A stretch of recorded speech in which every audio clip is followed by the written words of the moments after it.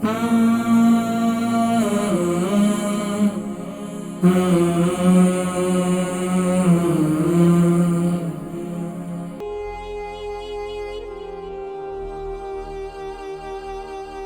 की तकलीफ है, घुटनों पाँव के तलवों में भी काफ़ी दर्द रहता है। अस्सलामु अलैकुम। वालेकुम अस्सलाम व रहमतुल्लाहि व बरकातहू। जी मेरी कौन बहन और कहाँ से? जी मैं ब्रेडफोर्ड से बात कर रही हूँ मिसेस खान। आपकी आवाज़ साफ नहीं आ रही है। ब्रेडफोर्ड से कहाँ से? ब्रेडफोर्ड से मिसेस खान बात कर रही हूँ। ब्रेडफोर्ड से मिसेस खान, ज़रा ज़ोर से बोलें आप। जी आप ठीक हैं? अल्लाह की बड़ी करम नवाजी है। मेरा सवाल ये है हकीम साहब कि मेरे जोड़ों में तकलीफ होती है। अच्छा, जोड़ों में तकलीफ है? जी हाँ, 1 साल से, पर घुटनों में और पाँव के तलवों में ज़्यादा तकलीफ है। पर 1 साल से दवाई ले रही हूँ, पर डॉक्टर कुछ नहीं कैसे बताते कि तकलीफ किस वजह से क्यों है। अच्छा मेरी बहन ये बताइए आपकी उम्र कितनी है? मेरी उम्र है 47। और आपका वज़न कितना होगा? 55 है। अच्छा मेरी बहन आपको शुगर नहीं है, मैदे की तकलीफ है। मैदे के लिए 4-5 साल से कैप्सूल खा रही हूँ, और दूसरा 2-3 साल से ग्लूटेन फ्री भी खाना खाती हूँ ना। वो कहते हैं मैदे में आपके कुछ प्रॉब्लम है ना। मैं समझ गया, आप प्रोग्राम देखें, मैं जिक्र करता हूँ, ठीक है? और दूसरी एक बात और पूछनी है जी पूछें। जो आपने अभी दवाई बताई है ना, तो जिस बंदे का अगर प्रेशर हो, हाई प्रेशर, तो वो लोग ले सकते हैं? बिल्कुल, इसमें कोई ऐसी चीज़ नहीं बताई जो ब्लड प्रेशर को हाई करती है।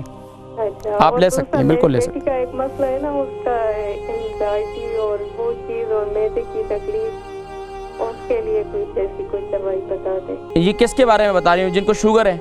नहीं, शुगर मेरे हस्बैंड को है, बेटी के भी थोड़ा मैदे का। मैं मिक्स हो रहा हूँ थोड़ा सा। मुझे ये बताएं कि जोड़ों में तकलीफ, घुटनों में और पाँव में जो तकलीफ रहती है तलवों में, ये तो आपकी बात हो गई। मेरी बात। अब दूसरी बात क्या कर रही हैं आप? बेटी के ना, उसके 2 साल हो गए, एंजाइटी कुछ ऐसी बीमारी को, मैदे में उसके जलन रहती है, भूख सही नहीं लगती, वजन। बेटी की उम्र कितनी है? 22 साल की है। शादीशुदा है? नहीं। अच्छा, वजन कितना होगा बेटी का?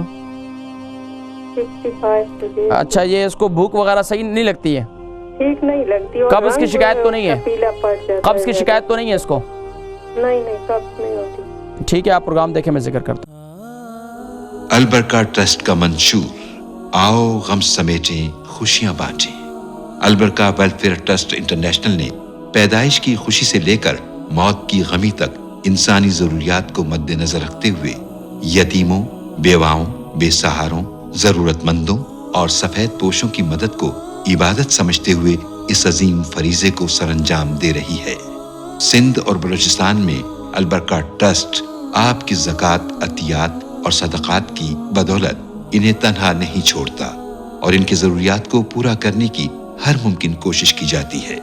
माहाना door to door food packs की फराहमी के साथ साथ रमज़ानुल मुबारक में हजारों मुस्तहिकीन के लिए स्पेशल फूड पैक्स सहर व अफ्तार का एहतमाम किया जाता है। आप भी अपनी ज़कात अल बरका ट्रस्ट को दीजिए।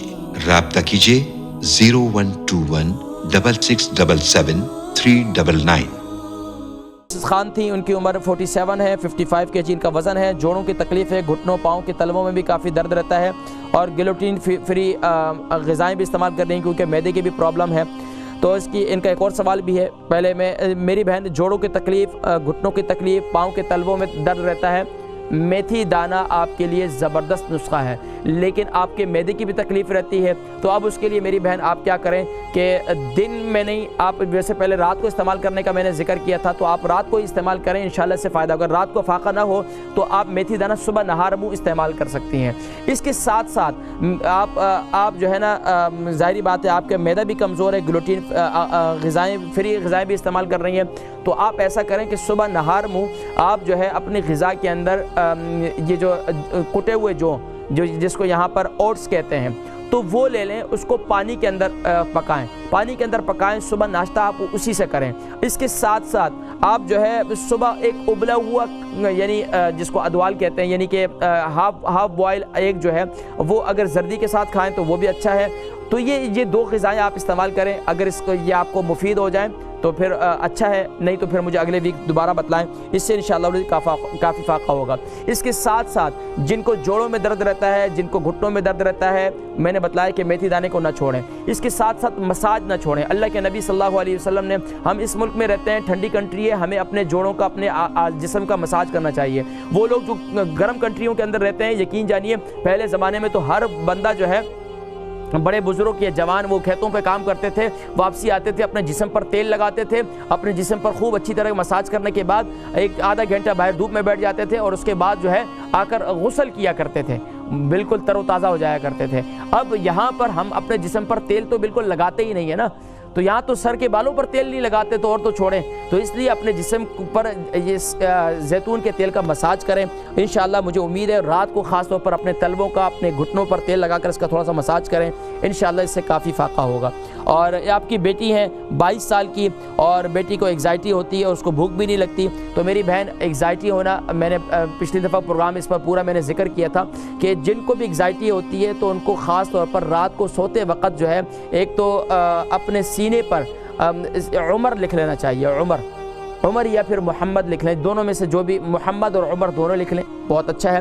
ایک تو یہ کام کریں۔ دوسرا یہ کام کریں کہ خاص طور پر رات کو سوتے وقت آپ کا قہوہ بنائیں، قہوے کے اندر ادرک، سونف اور دار چینی، اس کا قہوہ بنائیں، اور اس کے اندر شہد ڈال دیں، تھوڑی سی گرین ٹی بھی ڈال دیں، ادرک، شہد اور جو ہے دار چینی، اور اس کے ساتھ تھوڑی سی گرین ٹی، اور اس قہوے کو رات کو سوتے وقت اس قہوے کو پی لیں، سو جائیں اور باوضو ہو کر سو جائیں، اور جو میں نے بتایا سینے پر جو ہے محمد اور عمر لکھ دیا کریں، تو اس سے انشاءاللہ ایگزائٹی کی تکلیف جو ہے وہ دور ہو جائے گی۔ اور اس کے ساتھ ساتھ وہ میری بہن خاص طور پر جن کو ایگزائٹی ہوتی ہے، بھائی ہیں، ان کو چاہیے کہ اللہ کی بارگاہ میں سجدے لمبا کریں۔ جب بھی سجدے میں جائیں، ڈپریشن ہے تو نوافل پڑھیں تو سجدہ ذرا لمبا کریں، اور اللہ کی بارگاہ میں گر گڑائیں، اللہ کی بارگاہ میں معافی مانگیں، اور خاص طور پر فضولیات کے اندر، فضول باتوں کے اندر، فضول فلمیں، ڈراموں کے اس کو دیکھنا چھوڑ دیں۔ خاص طور پر ایسے لوگوں کو ایگزائٹی زیادہ ہوتی ہے، اور یہ بہرحال اس پر مزید بھی بات کی جا سکتی ہے، انشاءاللہ پھر میں بات کروں گا۔ اور انشاءاللہ اس قہوے سے اگر اس کو دن میں بھی استعمال کریں گے تو بھوک بھی بڑھے گی، اور قبض اگر رہتی ہے تو آپ نے بتایا قبض نہیں رہتی ہے ان کو، تو بہرحال یہ قہوہ استعمال کریں، اس سے انشاءاللہ کافی فاقہ ہوگا ان کو۔